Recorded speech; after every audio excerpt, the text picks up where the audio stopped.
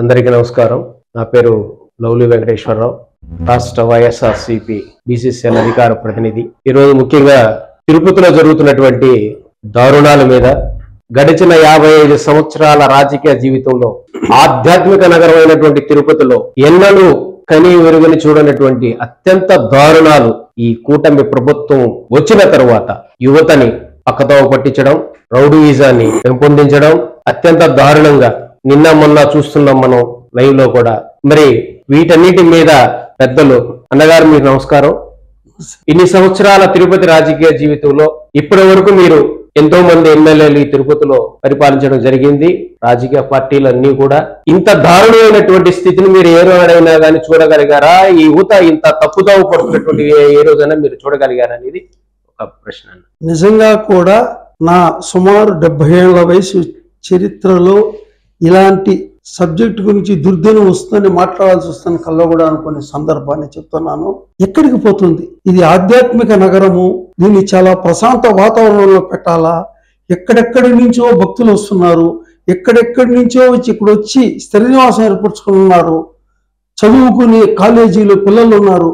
ఇటువంటి తిరుపతి ఎంత ప్రశాంతంగా ఉండాలంటే అది ఊహించని సంఘటనలో జరిగి మనసును కలతపెట్టే సందర్భం వచ్చినందుకు బాధతో ఈరోజు మాట్లాడాల్సి వస్తూ ఉంది. నిజంగా రాజకీయ నాయకులు దీన్ని ప్రోత్సహిస్తున్నారా?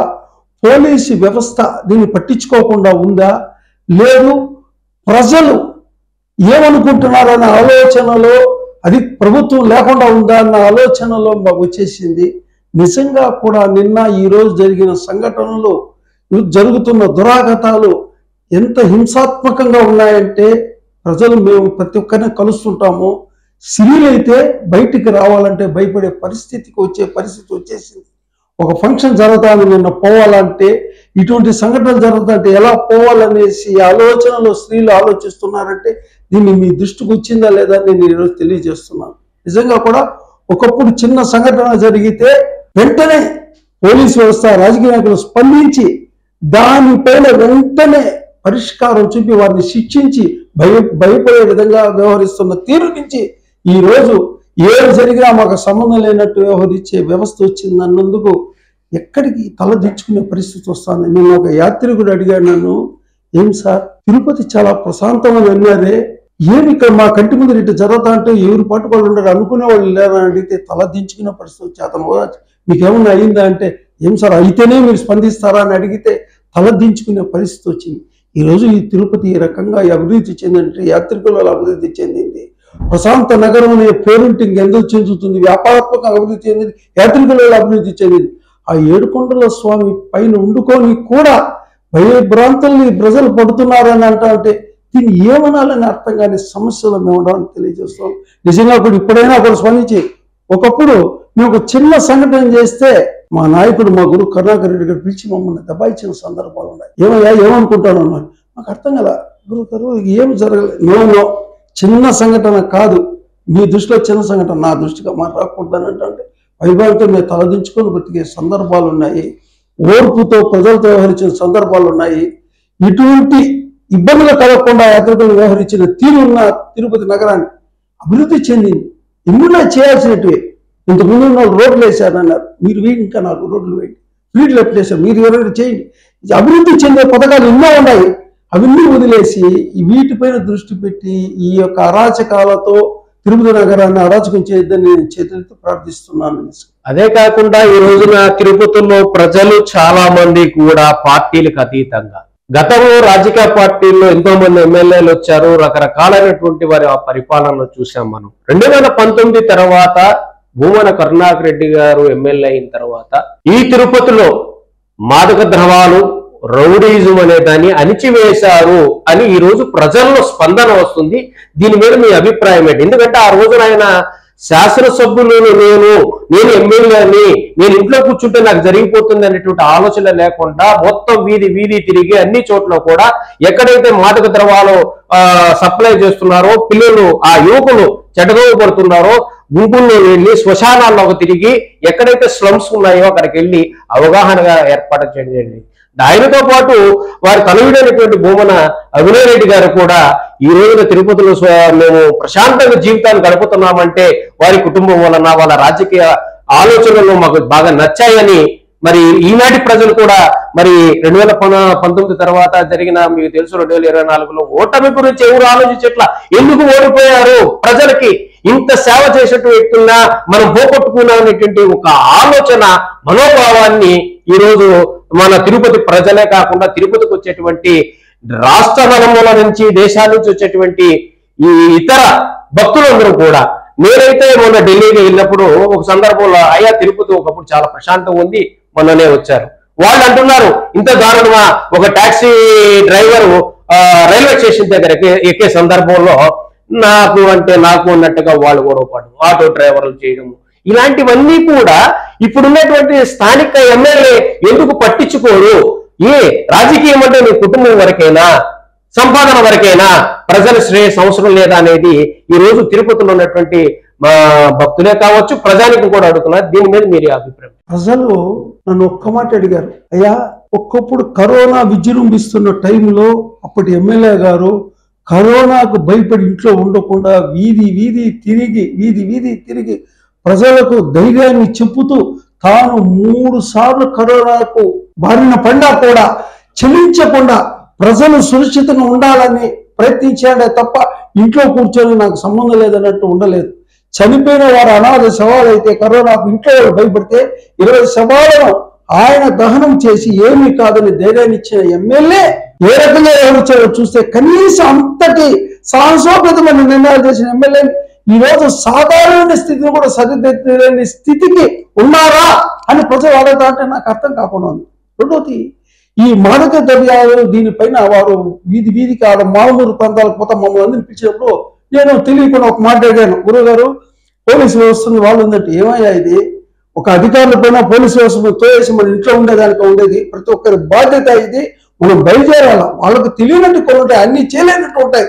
మనం ప్రజాక్షేత్రంలో ఉంటూ ప్రజలకు మేలు చేస్తామని పదవిలోకి వచ్చాం, కష్టమైన నష్టాన్ని భరించాలనుకోతే నిజంగా కూడా చాలా కేసులను చూసి చాలా చోట్ల వాళ్ళు చాలా ఇంత పెద్ద మీ నమ్మరు ఇంత పెద్ద కట్టెత్తుకు కుట్టిన సందర్భాలను చూసి నేను కూడా ఎంత వ్యవస్థ కరెక్ట్ కదా, ప్రతి మనిషి బాధ్యత తీసుకుంటూ ఈ వ్యవస్థ బాగుపడుతున్న విధంగా వహించిన ఎమ్మెల్యేని ఈరోజు ప్రజలే అనుకుంటున్నారు ఎందుకయ్యా ఆయన దూరం చేసుకుంటున్న విధంగా. అంటే ఆయన పొగడ్డం కాదు, ఇప్పుడు విమర్శించగదు, ఎలా వ్యవహరించినాడనే విధానాన్ని ప్రజలు ఏమనుకుంటారని తెలియదు. అలా వ్యవహరించాలా, అలా వ్యవహరించిన వారు ప్రతి ఒక్కరు బాధ్యతగా వ్యవహరించినారు. ఈ వ్యవస్థ బాగుపడుతుంది, ఈ తిరుపతిలో ప్రశాంతత ఏర్పడుతున్న నాయకులు గుర్తించాలని తెలియజేస్తారు. ఒక రోడ్లో జరిగిన సంఘటన సోషల్ మీడియాలో మీరు చూసుంటారు, మేమందరం కూడా చూసాం. ఒక వ్యక్తి రోడ్లో నిలబడుకున్న వ్యక్తిని జరగండి అయ్యా, ఎందుకు ఇలా నిలబడ్డారని అడిగిన పాపానికి అత్యంత దారుణంగా రాడ్లు తీసుకొచ్చి తన తల పగలగొట్టి, అసలు మీరు ప్రజాస్వామ్యాన్ని ఎటువైపు తీసుకెళ్లాలనుకుంటున్నారు వీళ్ళు? వాస్తవానికి రౌడీ రాజ్యం వెళ్తుంది ఈ రోజున అనేది ఈ రాష్ట్ర ప్రజలు తిరుపతిలో కూడా అని చాలా మంది అభిప్రాయం ఉంది. దీని మీద మీ అభిప్రాయం చెప్పండి. ఒక నాయకుడు అనే వాడి యొక్క ఆధ్వర్యంలో ఉన్న చిన్నపాటి కార్యకర్తలు కానీ భయపడుతూ, రెండోది గౌరవిస్తూ ప్రజాక్షేత్రంలో ఉన్నామనే విషయాన్ని గుర్తు చేసుకుంటే ఇలాంటి సంఘటనలు జరగవు. వాళ్ళు విడిచిపోయి మాకు నాయకులు ఉన్నారు, మీరు ఏం చేసినా చెల్లిపోతుందనే ధోరణిలో చేస్తున్న ధోరణే కానీ నిజంగా కూడా నాయకుల యొక్క భయము కానీ ప్రజాక్షేత్రంలో ఉన్నామన్న ఆలోచన కానీ ఈ వ్యవస్థ మన వల్ల అస్తవ్యస్తమైపోతుందన్న ఆలోచన వాళ్ళకి లేదని కారణం నాయకులే కారణం మాత్రం నేను తెలియజేస్తాను. నేనైతే స్పష్టంగా ఒక మాట చెప్పగలుగుతాను. స్వయంగా ఒక అనుభవం, గడిచినటువంటి 5 సంవత్సరాలలో నాకు సంబంధించినటువంటి ఒక మిత్రుడు ఒక చిన్న ఇబ్బందుల్లో ఉండి పోలీస్ స్టేషన్కి పోతే, ఆనాటి ఎమ్మెల్యే గారు తనుడైనటువంటి భూమన అభినయ్ రెడ్డి గారి దగ్గరికి వెళ్ళి, సార్ ఇలా జరిగింది, మా వాడిని రక్షించాలంటే ఇటువంటి వాటిని భూమన కుటుంబం ఎటువంటి సపోర్ట్ చేయదో, అది మనవాడైనా సరే తనవాడైనా సరే ప్రజాస్వామ్యంలో ప్రజాబద్ధంగా గడవాలే గాని ఇటువంటి వాళ్ళకి మేము సహాయం చేయము, అన్నయ్య మీరేమనుకోవద్దు దయచేసి అని ఒక వినయంగా చెప్పడం. తర్వాత కూడా నేను పెద్దలు కరుణాకర్ రెడ్డి గారి దగ్గరికి వెళితే కూడా దయచేసి ఇటువంటి వాటిని ప్రోత్సహించద్దండి, మనం ప్రజల కోసం పనిచేస్తున్నాం, ప్రజాస్వామ్యంలో పనిచేస్తున్నాం. ఈ తిరుపతిని ఆధ్యాత్మిక నగరం అంటే ఏంటనేది ఒక చూపించిన ఘనత భూమన కుటుంబానికే ఉండే తప్ప ఇంతవరకు వచ్చినటువంటి 8 మంది ఎమ్మెల్యేలకి ఎవరికి ఈ తిరుపతిలో ఆ అర్హత లేదు. అదేవిధంగా రోడ్లు వెడల్పు చేసిన విషయంలో కానీ, మరి మేమైతే 50 ఏళ్ళగా చూస్తున్నాం కొర్లకుంట విషయంలో ఎవరైనా ధైర్యం చేసి వచ్చి రాగలిగారా? ఈ రోజున తిరుపతి ప్రజలు వాళ్ళ ఆస్తులు పోతున్న స్వచ్ఛందంగా వచ్చి అన్నయ్య మా ఇల్లు కొట్టండి, ఇబ్బంది లేదు, ఈ రోడ్డు ప్రజలు బాగుంటే చాలనేటువంటి స్వచ్ఛందంగా వచ్చినటువంటి సందర్భాన్ని మర్చిపోకూడదు. మరి భూమన కుటుంబానికి ఈ తిరుపతి ప్రజలు ఎల్లవేళలా శిరస్సు వంచి నమస్కారం చేస్తున్నారు. ఈ రోజు కూటమి ప్రభుత్వం ఏర్పడిన రోజు నుంచి రాష్ట్రం మొత్తం మీద రౌడీ రాజ్యం ఏలుతుంది. ఎక్కడ చూడండి మారణాయుధాలతో నడి రోడ్లో భార్య భర్తలు కలిసి వెళుతున్నా కూడా మారణాయుధాలతో దౌర్జన్యకాండని చేస్తున్నారు. ప్రజలు చూస్తూనే ఉన్నారు. అతి త్వరలో మీకు భగవంతుడు అనేవాడు ఉంటే ఈ జమిని ఎన్నికలు కానీ వస్తే చమరగీతం పాడి ప్రజలు బుద్ధి చెప్పడానికి సిద్ధంగా ఉన్నారు. ఎందుకురా వీళ్ళకి ఓటు వేసి గెలిపించాము, రాక్షస రాజ్యం వెళుతుంది. ఇంతకు ముందు జగన్మోహన్ రెడ్డి గారి ప్రభుత్వంలో ప్రతి ఎమ్మెల్యే కూడా ఆ ముఖ్యమంత్రి గారు జగన్మోహన్ రెడ్డి గారు చెప్పిన మాటల ఆదేశాలు చేస్తూ ఎక్కడా కూడా ఇబ్బంది లేకుండా పరిపాలన చేశారు. ఈ రోజున ఎమ్మెల్యేలంటే బజార్లో దొరికే, మార్కెట్లో దొరికే కూరగాయల్లాగా వ్యవహరిస్తున్నారు. మొన్న కూడా తిరుపతి మున్సిపల్ కార్పొరేషన్ సన్నిధిలో నేనే ప్రత్యక్ష సాక్షిని. కొన్ని సంఘటనలకి టెండర్ పాలనకు వెళితే వైసీపీ ప్రభుత్వం నుంచి వీళ్ళు ఎందుకు రావాలి, మేము వ్యాపారస్తులుగా వెళ్ళాం, పార్టీ పరంగా కాదు, మమ్మల్ని బయటికి పంపించారు. అంటే ఎంత దారుణం. గతంలో మన ప్రభుత్వంలో వైసీపీ ప్రభుత్వంలో భూముల కరుణాకరెడ్డి గారి ఆధ్వర్యంలో మున్సిపల్ కార్పొరేషన్ జరిగినటువంటి ప్రతి టెండర్ ని ఓపెన్ టెండర్ గా పిలిచి అందరినీ పిలిపించి అందరినీ చేసినటువంటి సంఘటనలు మీరు గుర్తించుకోవాలా. ఈ రోజున మేము వైసీపీ నాయకులు అంటూ మమ్మల్ని బయటికి తరిగినటువంటి సందర్భాన్ని, అది కూడా పోలీస్ డిపార్ట్మెంట్ అడ్డం పెట్టుకుని, ఇదా మీ ప్రజాస్వామ్యం అంటే, ఇదేనా ప్రజల పాలన అంటే చూస్తూ ఊరుకోరు ప్రజలు.